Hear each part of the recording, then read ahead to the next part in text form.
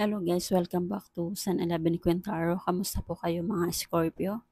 Kamusta ang inyong mga energy?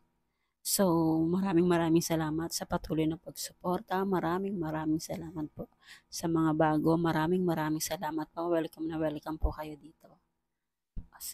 And hihingi tayo ng update sa inyo mga Scorpio itong buwan ng May.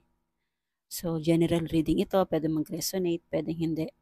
Kunin lamang ko na akma para sa inyo at ang ibang hindi ay ibigay po natin sa iba. So, simulan natin mga Scorpio.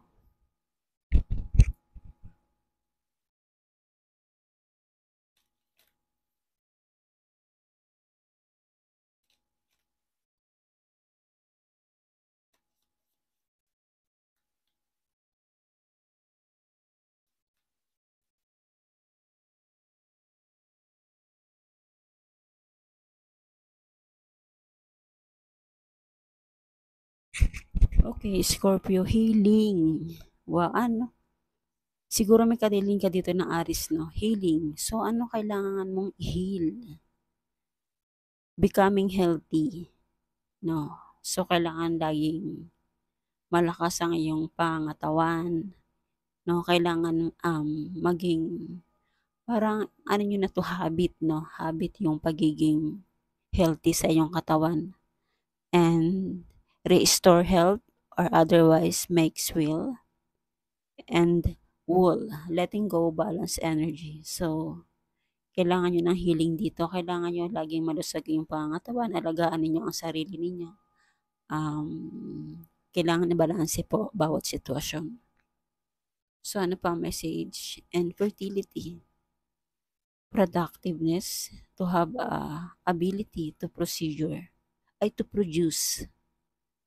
So, ang ilan sa inyo siguro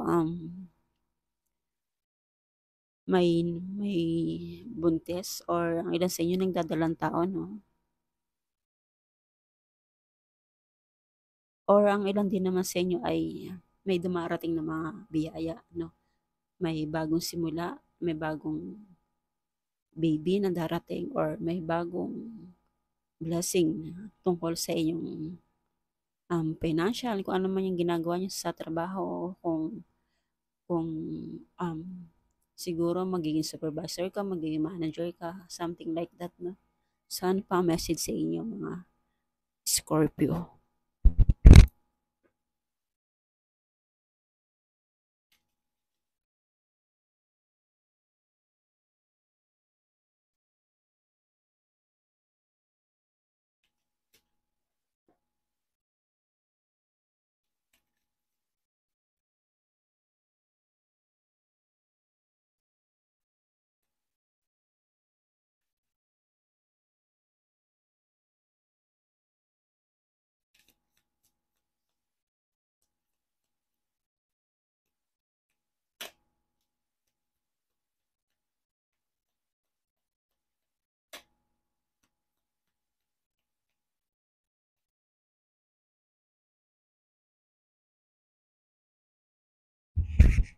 Okay, Scorpio, bakit ganito?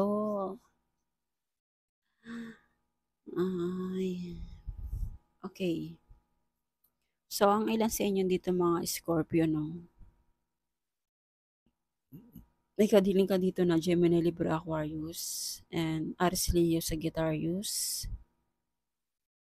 and Leo, Aries, Leo, Sagittarius, Gemini, Libra, Aquarius, no? Bakit? Ba't parang ang energy nyo dito is, kaya pala healing. So, nakakaramdam ka dito ng stress. Scorpio, nai-stress ka. Bakit ka nai-stress? So, kailangan yung alagaan ng sarili ninyo, no? Kailangan yung, wag nyo hayaan na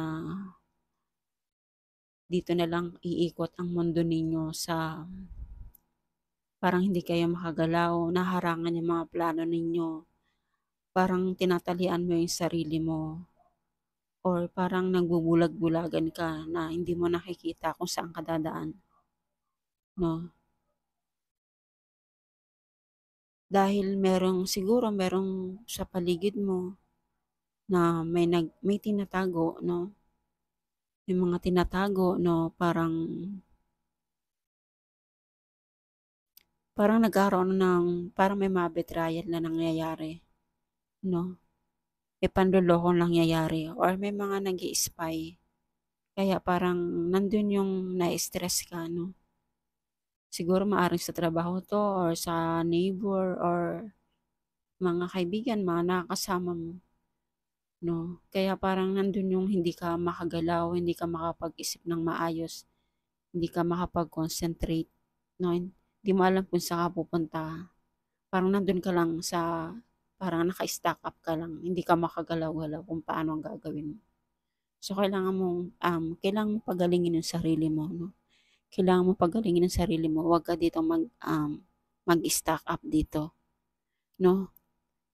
Siguro kaya na kayo nai-stress, so parang may fertility kasi. So ibig sabihin parang may cheater na nangyayari? Hala, so may panloloko 'no, may pa-betrayal nga 'no. Kaya parang ang ilan 'no, hindi naman lahat ang ilan sa inyo, kaya parang stress na stress ka na 'no, kasi may mga tinatago sa'yo na mga bagay na ayaw ipaalam sa'yo 'no. So, kailangan mong pagalingin ang sarili mo. Huwag kang magbabad dito 'no, huwag kang magbabad dito. Kung nagkakaroon ka man ng problema sa person mo, kung pag-usapan niyo 'no, pag-usapan niyong dalawa. Kung hindi man siya nagsasabi sa'yo ng totoo, kailangan, kailangan pa rin pag-usapan 'no, para maayos niyo 'yan 'no. So, ang ilan din naman sa inyo na nagkakaroon talaga ng, may nakikita ko ditong gustong pumunta ng ibang lugar, gustong pumunta ng ibang bansa. Parang iniisip mo nandun ang iyong future, um, nandun yung mga plano mo, siguro dun mo naiisip na nandun na siguro yung, swerte ko, parang gano'n 'no. Kaya andun yung nakakapag-isip ka dito pumunta ng ibang lugar 'no. Kasi umaasa ka na gusto mong mabago 'no, gusto mong mabago yung buhay mo, kinakalma mo yung sarili mo. So healing talaga, healing din 'tong star na 'to, kailangan mo talagang i-heal ang sarili mo 'no. Kaya siguro parang gusto mong pumunta ng ibang lugar para gumaling or gumaan yung nararamdaman mo, Scorpio 'no. So, ano pa ang message sa inyo mga Scorpio? Kaya pala healing, synchronized 'to. So, healing din, kailangan mong i-heal ang sarili mo. And fertility siguro yun nga maaring may na-produce 'no, may na-produce na baby, kaya parang nandun yung tinatago ng person na 'to sa'yo 'no. Kaya, nandun talaga yung stress ka na 'no. So, kailangan niyong pag-usapan po 'yan, mga Scorpio. So, ano pa message sa inyo mga Scorpio?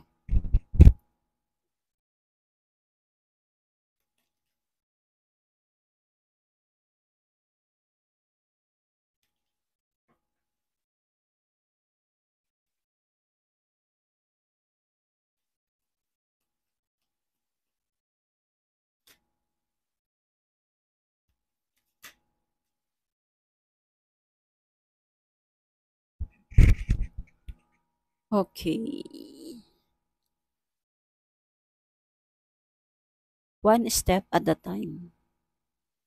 Lots a little step makes big dreams come true. So, 'wag masyadong magmadali 'no. Step by step 'no, para dito sa malaking pangarap mo 'no, dito sa big dreams mo 'no, para makuha mo 'no. So, unti-unti pag-aralan mabuti, 'wag wag magmadali, no? And teamwork. Work with others to make this situation come about. So, nasa-sense ko dito mga Scorpio is kung nagkakaroon kayo ng problema dito, pag-usapan nyo ng partner mo, teamwork ang kailangan dito. Work with others to make this situation, kung ano man tong sitwasyon, kung ano man tong sitwasyon ninyo, kailangan makipag-cooperate kayo dito sa bawat isa para maging magaan yung nararamdaman mo, Scorpio. So, yun po ang message sa inyo mga Scorpio. Thank you po and God bless po. Thank you po.